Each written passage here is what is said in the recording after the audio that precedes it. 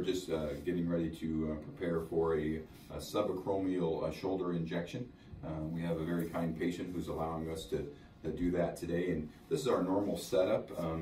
We typically, if we're doing a subacromial injection on top of the rotator cuff, we use 10 milliliters of 0.5% plain ropivacaine with 1 cc of Kenalog or 40 milligrams. We come over and we make an initial prep and a mark site, and we've kind of come over, and you'll see as we outline, we have the patient can either be sitting or laying down, and either way is fine. And so with the left side up, we can see here that we have outlined the posterior lateral corner of the acromion here with the dot, and then we come down 2 and over 2, and then what we'll do, that'll be our site for injection. We start that, we'll make a little dot on that right area right there, and then we'll clean that first with betadine and then with a ChloraPrep swab. The indication for this is to put the medicine on top of the rotator cuff in the subacromial space, and by going straight across and aiming for the coracoid right here. So we're going to aim for a spot over here like this, and this is a 22 gauge needle. It's 1.5 inches long, and that's been shown on multiple studies to be the correct length for putting it in over 90% of people into the subacromial space. We often use ultrasound, but ultrasound has not been shown to be any more beneficial for subacromial injections, but we do use it for glenohumeral injections. But today, this is a subacromial injection. And so what we then do is we have a ChloraPrep swab, and this ChloraPrep swab, we will clean this area, and we'll just clean that off.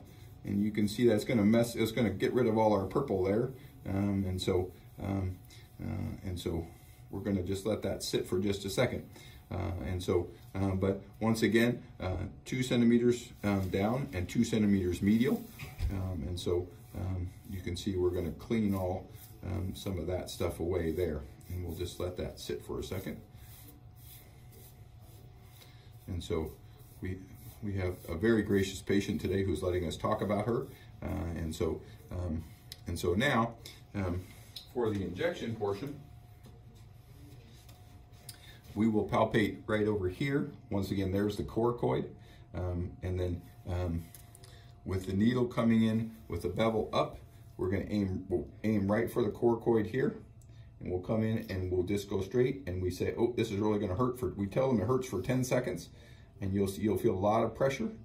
And here comes a lot of pressure in that shoulder, and you can see how it goes in nice and really straight and easily, and then by aiming right for that coracoid, we come down and we pull out, and then we'll just cover that with this for a second. And then usually what we'll do to circulate that medicine is we'll gently just rotate the arm, just a little bit there, just to rotate the arm around there.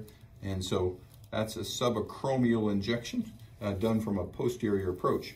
We have the patient, we put a Band-Aid on that we like the patient to wear for 24 hours.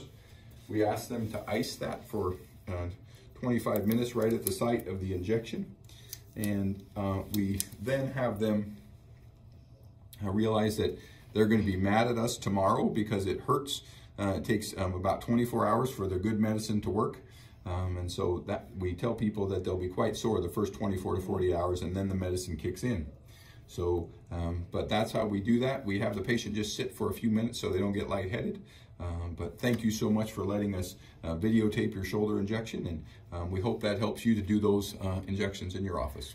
Thanks.